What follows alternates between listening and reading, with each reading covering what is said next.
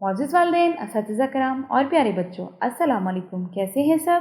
امید ہے آپ سب خیریت سے ہوں گے۔ سبق شروع کرنے سے پہلے چند ہدایت برائے اساتذہ کرام اور والدین کے لیے۔ بچوں کو سبق پڑھانے سے پہلے اس بات کا تعین کر لیں کہ آیا جو سبق آپ بچے کو پڑھانے جا رہے ہیں وہ حاصلات تعلم کے مطابق ہے یا نہیں۔ اس نظم کے مطالعے کے بعد طلبہ اس قابل ہوں گے کہ وہ نظم و نثر کو درست تلفظ، آہنگ، لے اور روانی کے ساتھ پڑھ سکیں۔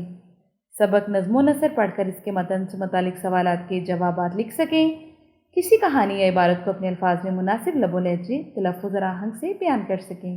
کثیر الاستعمال ارکان درستی کے ساتھ پڑھ سکیں۔ گھر اور اسکول میں پیش آنے والے چھوٹے چھوٹے مسائل کا حل بات چیت اتفاق رائے سے تلاش کر سکیں۔ سوچیں اور بتائیں، کار میں کتنے انجن ہوتے ہیں؟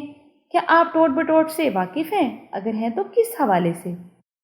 کیا آپ جانتے ہیں دنیا کا پہلا انجن 1872 میں ایک امریکی انجینئر جارج برٹن نے ایجاد کیا؟ صوفی غلام مصطفیٰ تبسم، ابن انشا، پطرس بخاری اور مشتاق احمد یوسفی اردو کے مشہور نگاروں میں شامل ہیں۔ برائے اساتذہ کرام، تدریسی مقاصد کے اصول کو یقینی بنانے کے لیے ہر سبق کے آغاز میں حاصلات تعلم درج ہیں۔ طلباء کی آمادگی کے لیے سبق پڑھانے سے پہلے سوچیں اور بتائیں کہ عنوان سے سوالات اور کیا آپ جانتے ہیں کہ عنوان سے اضافی معلومات فراہم کی گئی ہیں۔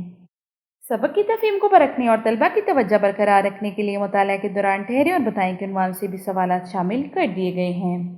اب بڑھتے ہیں اپنے سبق کی طرف۔ آج کا ہمارا سبق ہے نظم ٹوٹ بٹوٹ کی موٹر کار۔ خاص الفاظ میں شامل ہیں ہوشیار، by cycle, try cycle, engine, Allah baby. تو شروع کرتے ہیں نظم۔ اس موٹر کی شان نرالی، 2 سیٹوں 2 پہیوں والی، 3 انجن اور ہارن 4، ٹوٹ بٹوٹ کی موٹر کار، 7 ہوا کے اڑتی جائے، دائیں بائیں مڑتی جائے، بڑی ہی سیانی بڑی ہوشیار۔ ٹوٹ بٹوٹ کی موٹر کار، اس موٹر کا اللہ بیلی، کوئی نہ ہو تو پھرے اکیلی، گھومے گلی گلی بازار۔ ٹوٹ بٹوٹ کی موٹر کار، کوئی کہے یہ بائی سائیکل ہے، کوئی کہے یہ ٹرائی سائیکل ہے، کوئی کہے یہ موٹر کار، ٹوٹ بٹوٹ کی موٹر کار۔ اس نظم کو لکھا ہے صوفی غلام مصطفیٰ تبسم نے۔ پیارے بچوں، ہم نے اس سبق میں کیا سیکھا؟